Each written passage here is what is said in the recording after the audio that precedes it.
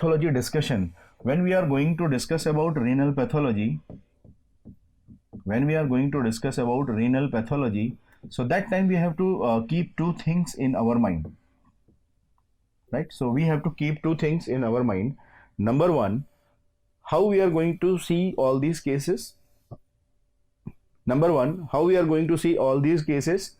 And number two, what are the findings on various microscopy.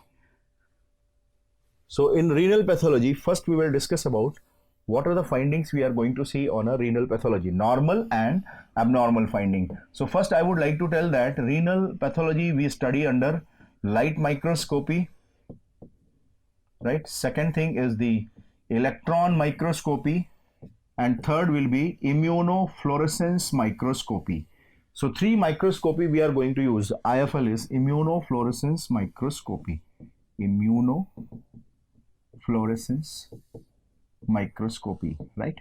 So immunofluorescence microscopy, electron microscopy, light microscopy, these three microscopy we use very widely for diagnosis of the kidney disorders or renal pathologies, right? So here we will focus on two things which we don't understand by going through the textbooks also, like electron microscopy and immunofluorescence microscopy, how to have interpretation and how to associate them with various disorders, right? So first I will tell you about the electron microscopic finding. So whenever we talk about electron microscopic finding in a kidney, electron microscopy of the kidney, right? So when you are seeing the electron microscopy, I am going to make a colorful picture, but in electron microscopy things will be looking black, light black, dark black, gray color, like that, right? It will not be colorful, but for understanding point of view I am making it colorful. For example, when you are seeing a Bowman capsule, so this is Bowman capsule, right? So this is the Bowman capsule, right? So it's a schematic diagram which I am drawing. It's a Bowman capsule, right? Bowman capsule will be having lining of single layer of parietal epithelial cell. So this one is the parietal epithelial cells. In short, I will write like this, and this is the parietal epithelial cell, right? So parietal epithelial cell, which will be having urinary space, and then the glomerular capillaries will be arranged. So when you are looking at the electron microscopy, you will see Bowman capsule. In the capsule there will be glomerular capillaries, right? And capsule will be having lining of the parietal epithelium and glomerular capillaries. How we are going to appreciate glomerular capillary? Now I am going to show you ultrastructure view of a capillary. So this is the capillary, right? So right now we are seeing a capillary. We all know that capillary is lined by endothelial cells. So these are the endothelial cells. So I am writing them E. E for endothelial cells. So capillaries are lined by endothelial cells and they are supported by basement membrane. So this is the basement membrane, right? So basement membrane I am writing BM, basement membrane, right? So this is the glomerular capillary where I am showing you this is the lumen. L stands for lumen. So it is lumen lined by endothelial cells covered by the basement membrane, right? Every basement membrane, remember this point, every basement membrane in the kidney will be having three layers, right? So they are having three layers, right? One will be, I am just demonstrating, one will be outer layer, one will be inner layer, and there will be one thick layer in between these two, right? This is middle layer. So three layers, trilaminar basement membrane. This is how we describe a kidney basement membrane, right? Or glomerular capillary basement membrane. They are having trilaminar structure. So what are these things? The outermost is called as lamina rara, outermost, externa, lamina rara externa. So they are called as lamina rara externa. So these are lamina rara externa, outside, right? Those who are inside is called as lamina rara interna. Inside is lamina rara interna, right? So basement membrane, outer layer, externa, inner layer, interna, and middle thick layer is called as lamina densa. This is called as lamina densa. Right, so these are the three layers of the basement membrane you will be seeing in the kidney, right? So three layers are lamina rara interna, internal, externa, external, and in between dense layer lamina densa, right, which will be looking dark, dense presence of the basement membrane, right?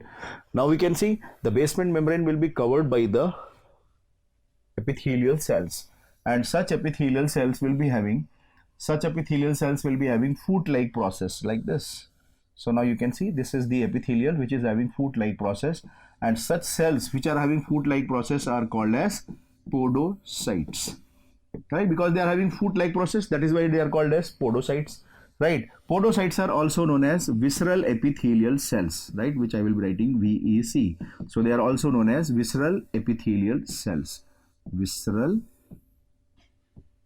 epithelial cells, right? So they are visceral epithelial cells. So podocytes are visceral epithelial cells which are covering over the basement membrane. So now we can see glomerular capillary, this lumen, there is a endothelium, there is a basement membrane with the three layers, lamina rara, externa outside, interna inside, densa, and in the mesangium, see outside there is a mesangium, and these cells are called as mesangial cells.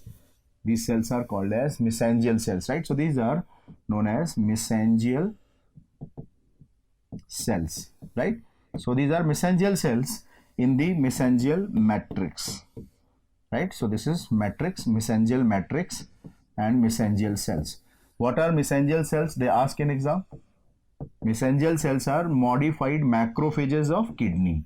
So they are modified macrophage of kidney. So mesangial cells are modified macrophages of kidney. This point we have to keep in mind, right?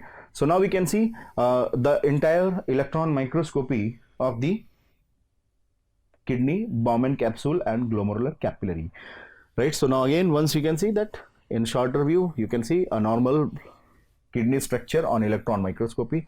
Bowman capsule lined by parietal epithelial cell.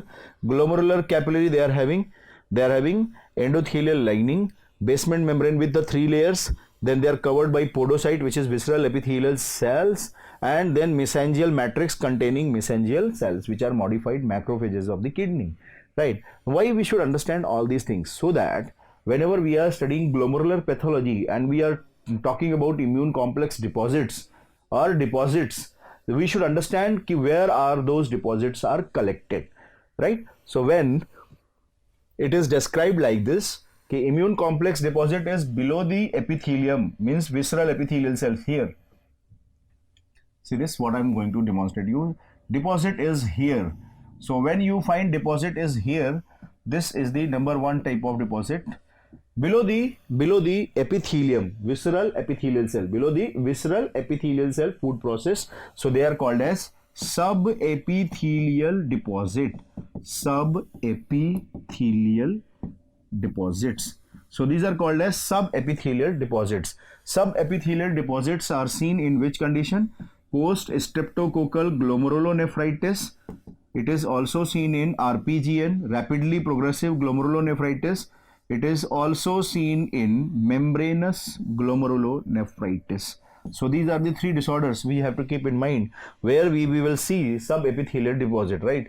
There was a question in All India 2016 about RPGN, because RPGN will be having collection of deposits. All four types of deposits can be seen, but most commonly RPGN will be having subepithelial deposit. Remember, most commonly RPGN will be having subepithelial deposit. So this is the number one deposit, subepithelial. When deposit, immune complex or deposit is below the foot processes of the visceral epithelial cells, subepithelial, right? When you are finding deposits are below the endothelium, they are called as subendothelial deposit, right? So now I am going to show you another group of deposit which will be below the endothelium, So if deposit is here below the endothelium and above the basement membrane, so this type of deposit, this is the second type of deposit, which is called as subendothelial deposit. These are called as subendothelial deposits.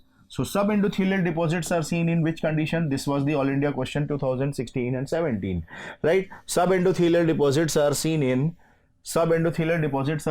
MPGN type 1. This was the question. MPGN type 1, you will be seeing subendothelial deposit. And second thing you will find in wire loop lesion of lupus nephritis. So what are wire loop lesions? This was the older All India question. So both are All India question. MPGN type 1, wire loop lesion of the lupus nephritis. That was the question in All India exam, older exams, right? So lupus nephritis, wire loop lesions are examples of subendothelial deposit. So these are subendothelial deposit, right? So MPGN was another important question which had been asked in All India exam 2017. So MPGN 1 is subendothelial deposit, right? So subendothelial means, now you can see whenever we are studying in our textbook subendothelial deposit, it means we have to assume it is below the endothelium and above the basement membrane, right? So that is subendothelial. When you are finding immune complex deposits are between the layers of the basement membrane, so this will be third type of deposit, and this deposit is called as intramembranous deposit. This is called as intramembranous deposit within the basement membrane. So intramembranous deposit can be a future question. Remember, intramembranous deposit can be a future question, right? So when they are between the layers of the basement membrane, they are called as intramembranous deposits. And intramembranous deposits are seen in which disorder? Examiner may ask this question. Your answer should be MPGN type 2. So intramembranous will be seen in MPGN type 2. So that is how examiner may ask this question in future exam. Intramembranous between the basement membrane layers, and they are seen in MPGN type 2, and this can be a future question, right? So we have seen subepithelial, subendothelial, intramembranous, and fourth type of deposit. When you are going to see the deposits, between the mesangial matrix, so this will be the fourth type of deposits, which is called as mesangial deposits, which is known as mesangial deposits. And mesangial deposits are seen in which disorder? One of the most frequently asked question in exam, and that is IgA nephropathy. So IgA nephropathy, mesangial deposits are most commonly seen, right? So mesangial deposits are commonly seen in IgA nephropathy, one of the very frequently asked question in exam, right? So mesangial deposits, IgA nephropathy, right? So that was the question in All India exam. So now we can see these are the four types of deposits we understood by seeing this microscopic view. So that is why I wanted to show you this electron microscopic view of any glomerular pathology, right? So now we have to understand basics, how Bowman capsule is formed, how it is supported by the parietal epithelial cell single layer, then urinary space is there. After that you will see the capillary, which is having basement membrane support lined by the endothelium, and they will be having mesangial cells inside the mesangial matrix. And because of these structures, once you understood, now you can imagine where will be the immune complex deposits. When somebody says subepithelial, so below the podocytes, epithelial cells. When somebody says intramembranous, between the basement membrane. Subendothelial, below the endothelium, above the basement membrane. And when they are inside the mesangial matrix, they are called as mesangial deposits, right? Now I'll show you some of the important images which examiner ask in exam, right? So suppose this one, what I'm showing you is a normal kind of electron microscopy, right? The same thing which I have drawn, this is the same thing we are seeing here in this microscopic examination also. In this microscopic examination, what we are seeing, there is a lumen, as I have told you, lumen, and now you can see there is a endothelial cell. So this is the endothelial cell, right? And now you can see there is a basement membrane. So this is the basement membrane we are looking at, basement membrane, and basement membrane is having three layers. Now you can see a very thin layer that is called lamina rara externa, right? Now you can see there is a thin layer here that is called lamina rara interna, right? And in between you can see there is a thick gray color layer, and that is called as lamina densa. Right, so now you can see how beautiful capillaries on electron microscopy you can visualize a lumen, then endothelial cells, and then basement membrane is surrounding them, right? So basement membrane is surrounding them. Basement membrane is having three layers. You can see lamina rara externa, lamina rara interna, and lamina densa, right? And over this basement membrane of the capillaries, you can notice cells. You can see the cells, and these cells are having foot-like processes. You can see this cell is having foot-like process. So what are these cells? These are the podocytes, right? Now you can see there is a very big podocyte with their nucleus. See, this is the nucleus, right? And this is the podocyte. So you can see this podocyte, their food process, right? And you can see here also he is having food process. So this is how it will be having food processes are there. So that is why it is called as podocytes, right? So these are podocytes. So these are podocytes or visceral epithelial cells. So visceral epithelial cells are overlying over the basement membrane, and after that urinary space. So this area is called as urinary space. So now we can see there is a urinary space. We cannot visualize the Bowman capsule in this picture, right, which will be lined by parietal epithelial cells. So this is just a basic introduction, right? And when you are being outside, see, this is the capillary, you are coming outside. So this area will be mesangial matrix containing the mesangial cells. So this is called mesangial matrix. Mesangial cells will be present in the mesangial matrix, right? So they will be having mesangial cells. As you can see, there is a mesangial cell, right? Look at this. Whenever you will see immune complex, how you will identify? Immune complex will be dark gray color homogeneous mass like this. So this is the immune complex. So on electron microscopy, how you are going to identify immune complex or deposits? So they will be dark, homogeneous, and gray in appearance. So that is how we are going to identify dark, homogeneous, and gray in appearance. So you can see dark, homogeneous, gray appearance, and you can see this extension is still going on here, right? You can follow the line and you can appreciate there is a very thin dark gray color is going on. So these are all deposits. Where is the deposit? My question is, where is the deposit? You can identify something here. Can you see? This is the urinary space. What is this? What is this? This is podocyte. And where is the deposit? Below the podocyte. So what is this? This is an example of subepithelial deposits, right? So subepithelial deposit, and this deposit is very big, and that is why it is also called as hump sign or subepithelial hump, right? So it will be seen in PSGN. So just I am showing you one example so that we can understand on electron microscopy how we will see the pathology. Dark gray homogeneous mass below the visceral epithelial cells. So this will be suggestive of the subepithelial deposits. Now if you look at this another picture, what we are seeing here, again you can see there is a lumen. This is the capillary lumen.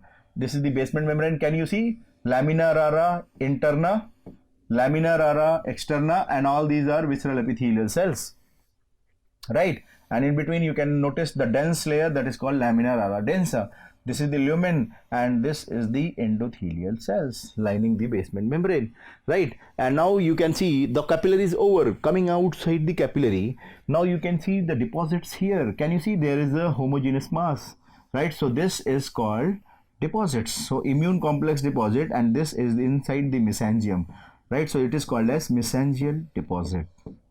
So this is mesangial deposits which you see in IgA nephropathy. So that is how you have to identify. See, this is the capillary. See, this is the capillary lumen, basement membrane, and outside when you are coming, mesangial matrix start. And when you see the dark deposit here, it is called mesangial deposits, which we will be seeing in IgA nephropathy, right? So this is the another electron microscopy. This is the So these are some of the important pictures which we can see on electron microscopy. So that is why I wanted to demonstrate the basics of the electron microscopy structure in kidney and their significance or their relevance while studying the glomerular pathologies, right?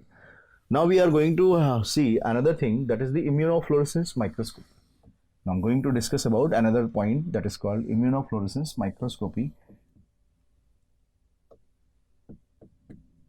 On immunofluorescence microscopy, it will be suggestive of pathology, right? So it will be suggestive of pathology. That is why this immunofluorescence microscopy is important. It will not be diagnostic, but it will correlate to the pathology of the renal conditions, right? For example, on immunofluorescence microscopy, we will have three types of the finding. We will be having three types of the interpretation, right? We will be having three types of interpretation. Number one will be called as linear pattern of immunofluorescence, right? Second will be called as granular pattern of immunofluorescence. So linear, granular, second is the granular, and third pattern we will see that will be called as band-like immunofluorescence. So these are the three important patterns of immunofluorescence microscopy we will observe in renal pathologies, right? And these pathologies will be suggestive of disorders. How I will explain first, right? So that is the significance of the electron immunofluorescence microscopy, and when we understand what is the meaning of these pattern, then only we will try to look over them while going through the textbooks, right? So look at the linear pattern. Whenever you find linear pattern of immunofluorescence, why there is a linear pattern? So always remember, linear pattern will be suggestive of antibody mediated damage, right? So antibody mediated damage will be there, that is why there is a linear pattern, right? Granular will be seen when there is a immune complex mediated pathology. So pathology will be immune complex mediated damage, right? So immune complex mediated damage is by granular pattern.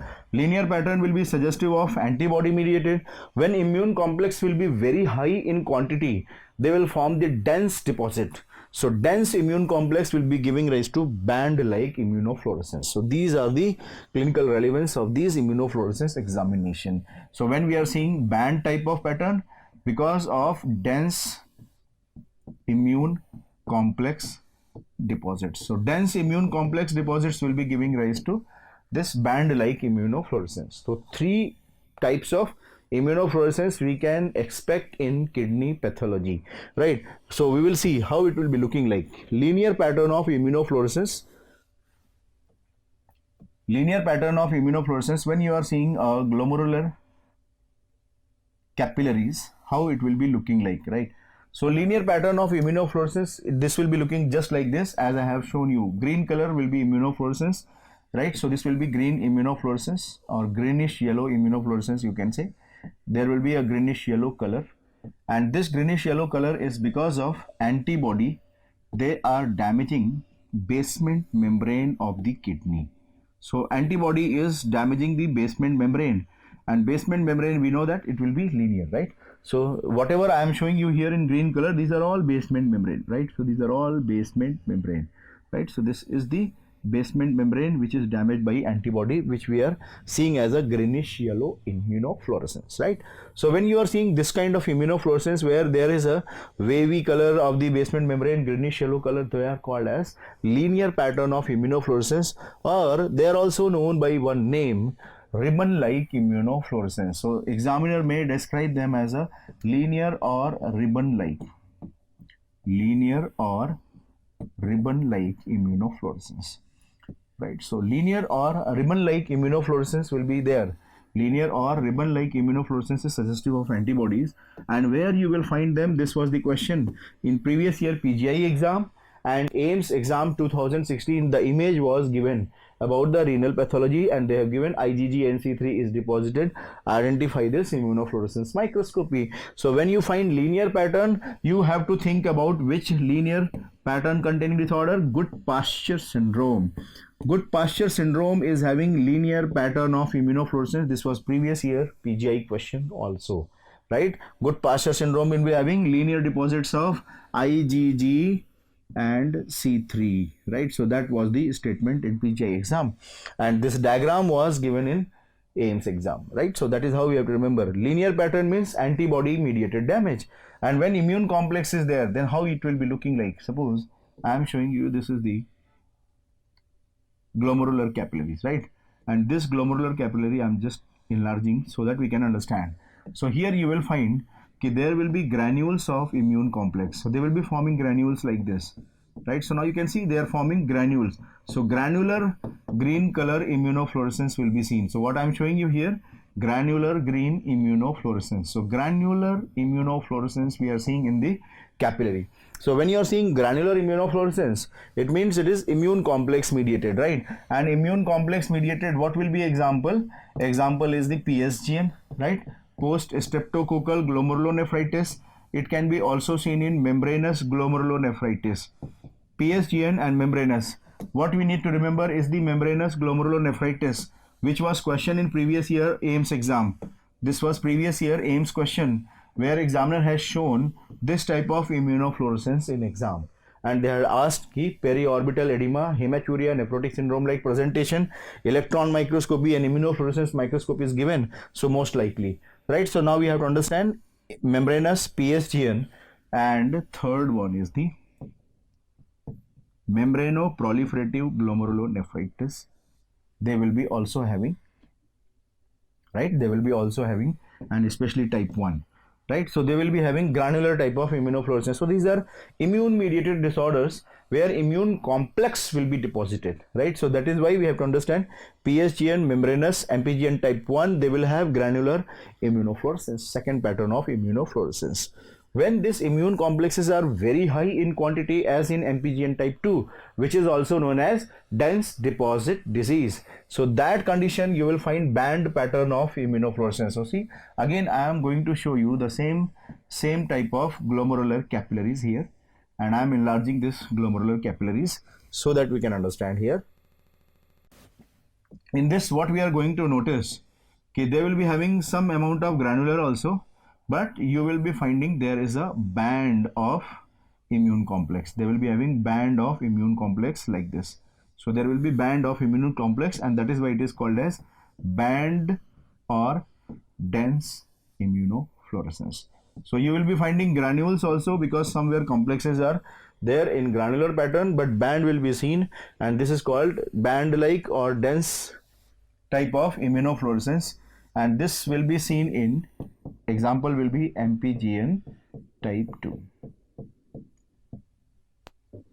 right? So these are the important pattern of the immunofluorescence which I am showing you here: linear, granular, band like, right? So these are three types of immunofluorescence, and now we understand what is the significance of this immunofluorescence microscopy. We can estimate what kind of pathology is going on. If it is linear, it is antibody damaging the basement membrane. If it is granular or band like, it is immune complexes damaging the membrane or kidney. Band like means there is a huge amount of immune complexes there inside the basement membrane. Look at this images, right? So these images are very important to understand.